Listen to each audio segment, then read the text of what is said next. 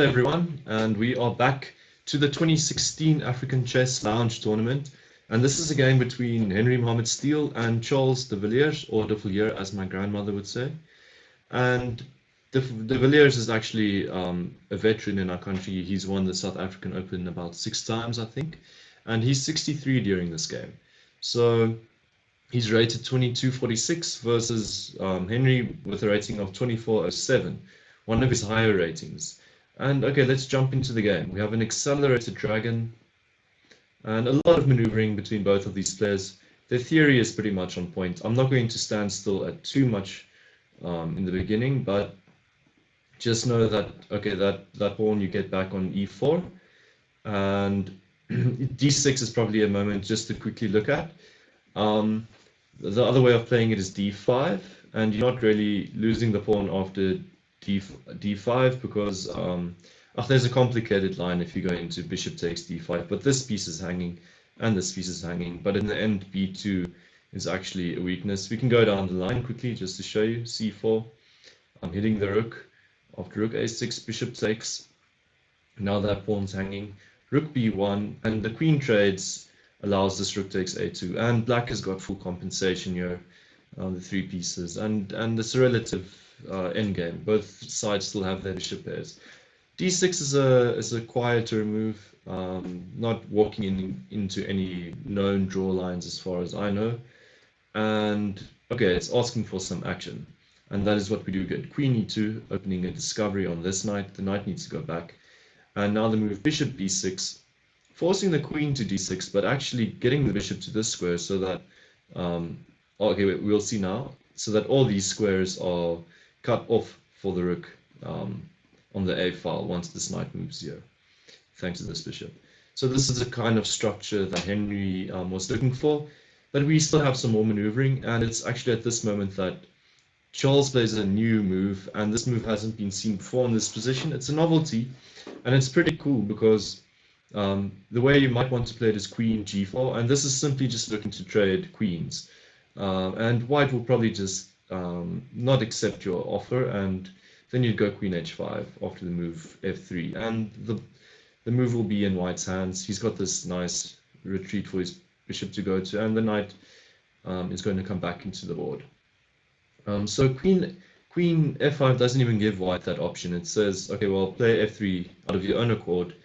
Maybe my queen's better placed on f5 than h5, and at least now it's my move. I get to decide what happens. And he decides on knight d7, which is a fine move.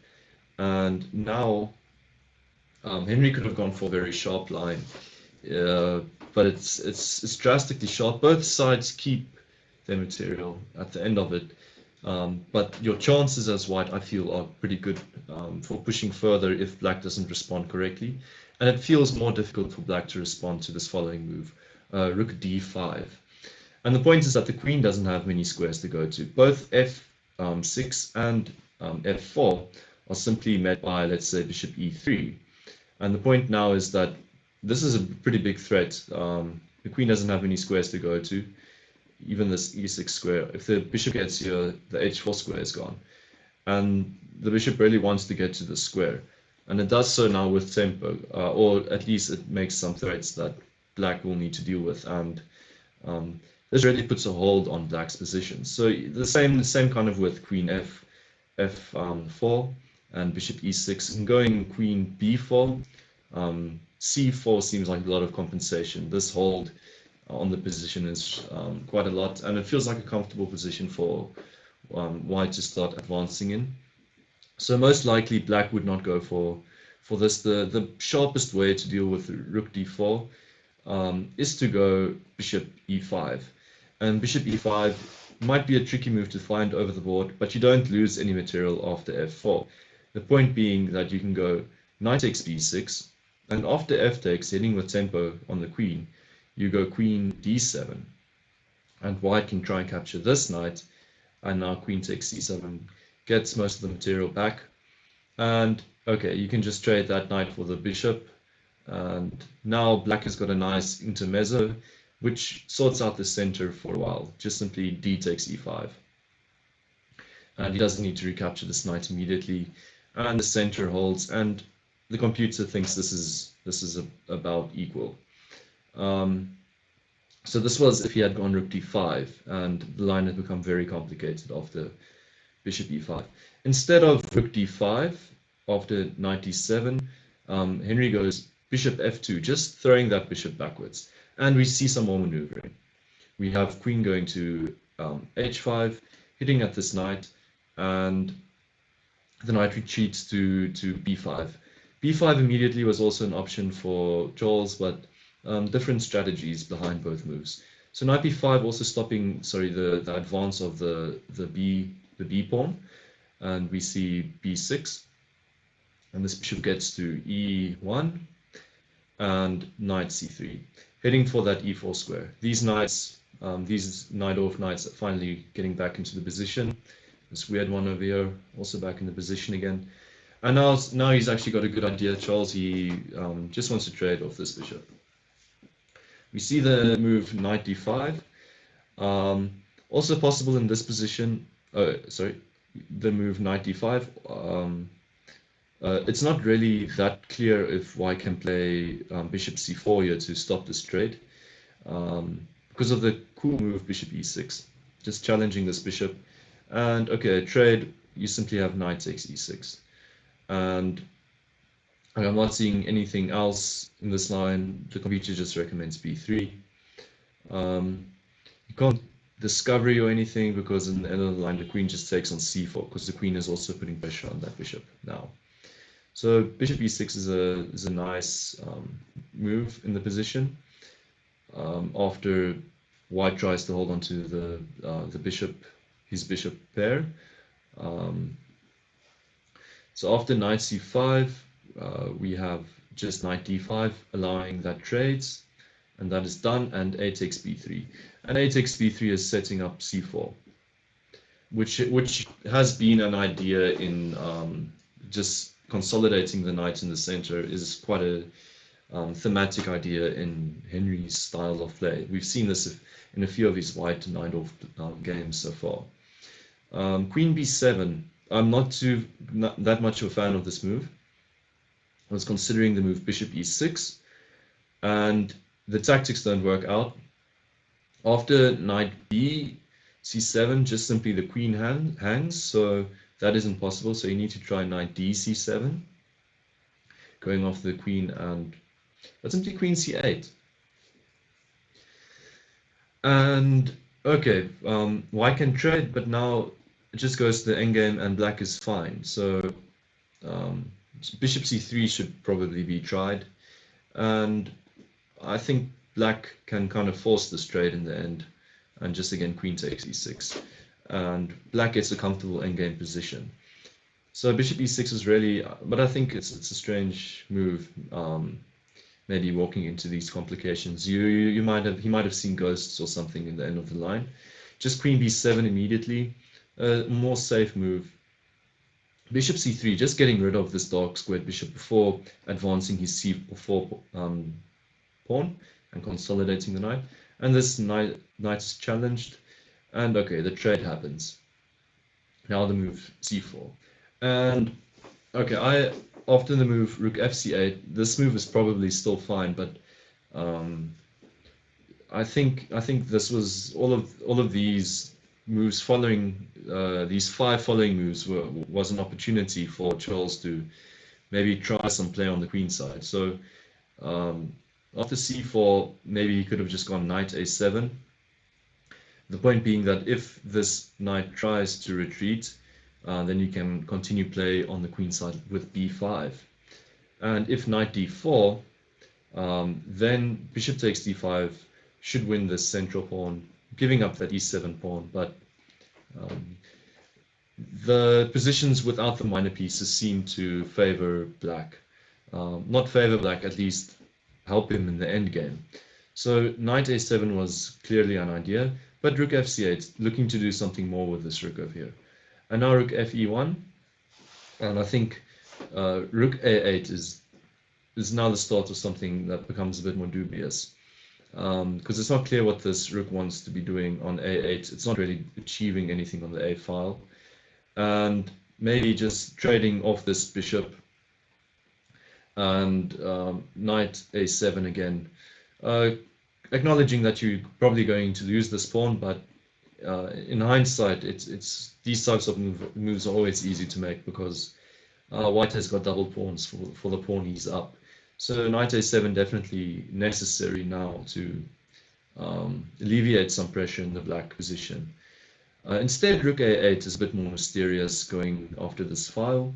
And now white plays queen e3, and this sets up this fork on these two rooks, but also sets up a deeper idea Henry has, and that's aimed at this king. So this queen just went to a dark square, and now can access c3 actually. So this makes this next move pretty bad. Rook a6 just stopping this fork from happening, and initially I thought it was to double rooks. Yeah, I missed the tactic, but it's to stop, it's just to stop the tactic.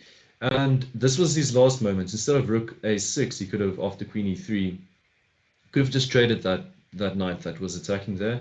And after c takes d5, gone knight e5, just stopping the attack for now. f4, and now the move queen d7, just counter-attacking this knight. And okay, if that knight moves, knight e3, knight g4, and after this trades, these pawns are still weak, and finally it feels like these two rooks are finally doing something, and it's not clear how both of white's rooks are getting to the 7th. So maybe just move h5 and h3, knight h6. This knight also gets a nice square and outpost, kind of an outpost on the f4 square. But yet again, all these things are easy to say in hindsight, because I don't think Charles realized how strong Henry's attack is. So the attack after rook a6 starts with one queen c3 check. And the point is now you can't go f6 because the bishop will hang. You can't really go king f8 because of the mate in one. That's why you can't really go there. And king h6 is a bit of a weird move to make. And it probably just fails to rook e4. I don't think you'll be playing king h6 soon. So king g8 is played. And maybe you should pause the video here and see which deep idea Henry had in mind. I'll wait like 2 seconds. Okay, let's go on. The idea is deep in that you don't necessarily see how you're getting your material back. It's just to open up a nice attack. It starts with knight takes d6. And this opens the f6 square for white's use. So after e takes, we have knight f6 check, king f8. There aren't other good squares. Most of the squares just walk into another discovery, and the knight comes to d6, where it wants to be, and getting some material back, and the attack goes on quite well. Now knight takes h7 check, and neither of these moves work. King has to go back to g8. We can look at king e8, but simply just rook takes d6, or king e7. King e7, that's the end of the line. Rook takes e6 check, giving up the material. Queen g7 check, and you can see there's even a mate close by. The queen needs to give herself up.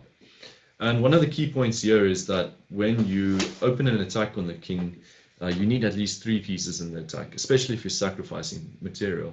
So in this scenario, one of these rooks is making up for the one piece that is going to enter. So this is why the attack is quite sound. Knight takes h7 check, and the king needs to go back. So the position just repeats itself, but now Henry can make use of the h-file in the future. Now the knight goes to e4, and immediately queen h8 is the threat, so the king needs to go back to g8, and now the knight gets to d6. And we have our material coming back to us.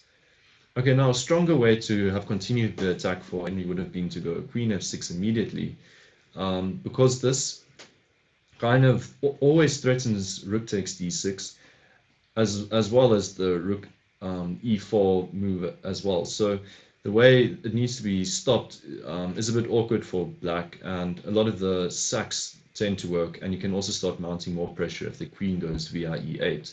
In the game, he went rook e4 immediately, allowing the queen to f8 with not as many threats now. In the other line, it would have had to go to e8 with queen f6 immediately. And now after queen f6, Charles could have played queen e7, and this would alleviate a lot of pressure, because if the queen moves away, then the queen is guarding the h4 square. So he didn't do this. He simply went rook back to a8. And the point being, he wants to meet rook h4 with queen g7. So this is his idea. So instead of going for this, Henry's a bit tricky. He goes b4, just trying to deflect more pieces. And okay, so his idea is that if knight takes, he wants to go rook h4. And now after queen g7, this rook can come to d8 check. And after the trade, queen f8, the queen is lost. So the knight is doing an important job of defending the d8 square. So it can't really be taken. And probably the same points apply for taking with the queen. Just simply rook h4 and you're lost. Okay. But Charles, instead of taking the pawn or doing something about the pawn, could have gone queen e7, which again seems to deal with quite a lot of problems. And sorry, this time he did go queen e7, and it deals with all the problems. But now Steel just goes for the endgame with his advantage. And it was, to me, it was quite surprising to see White convert this endgame, because you'd think the two minor pieces are pretty strong.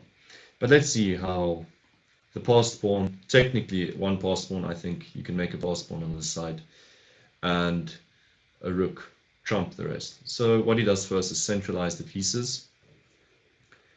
And there's a lot of maneuvering, a lot like was in the opening. A lot of the same maneuvering.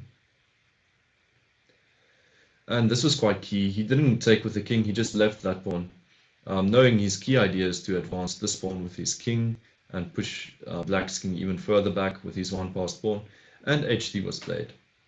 Now after knight takes c4, quite a strong idea from White could have been to go b3, saying that this e3 square is going to open up for him soon, and these two rooks are going to pin down on these two diagonals, and then g5 is going to come quite naturally. So b3 would have been a good idea, but rook h7 is played in the game, and this allows knight e6, and knight e6 really just holds everything together.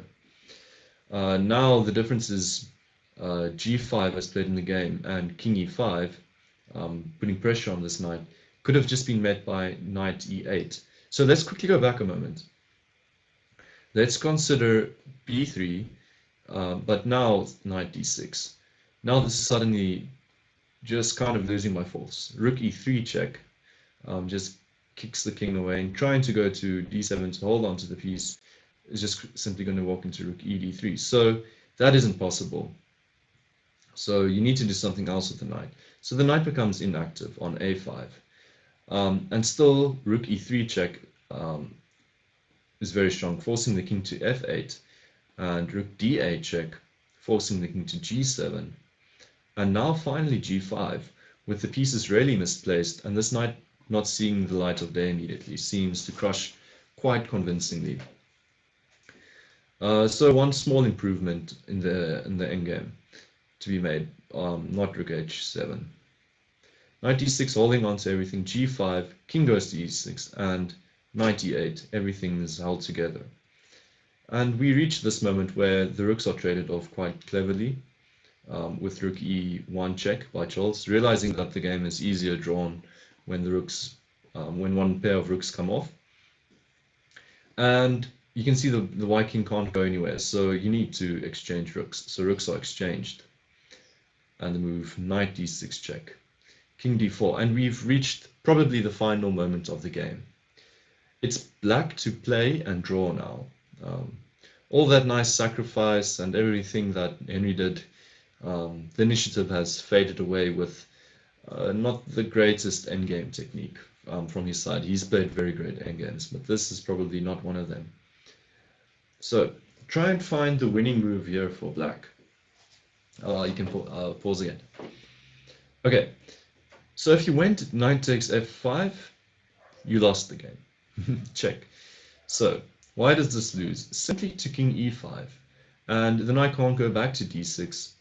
No other squares are really that great. A6 is also not available. This square doesn't make too much sense. H6 not. So I think E3 is as reasonable as any other. But rook B7 check. And this king needs to go back now. King E8 or whatever you're playing. Simply just B6. And whatever this knight does, let's say it inserts another check. Move king F6 is pretty scary because trying to move away the bishop. Okay, that'll be mate. Sorry, so you can't do that. Doing something else with the bishop, obviously rook H7. Trying to hold on to everything. Walks into this clever tactic. Rook takes F7 check.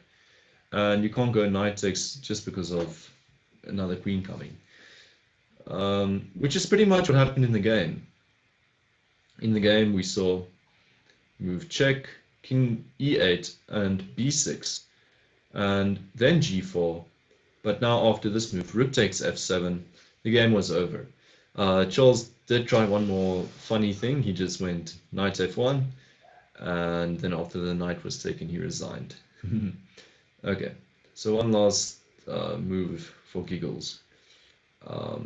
So this is kind of why it's lost, because the king gets moved to the back rank and these pawns just advance, and you can even sack on F7 because black's king is just too far away, this knight too. The only way to try and play for a draw here is to go G4, and you can actually go check this position. There are many lines that lead from it, but the point being that white's king cannot enter via E5 or E3 because of this check, and suddenly white is lost.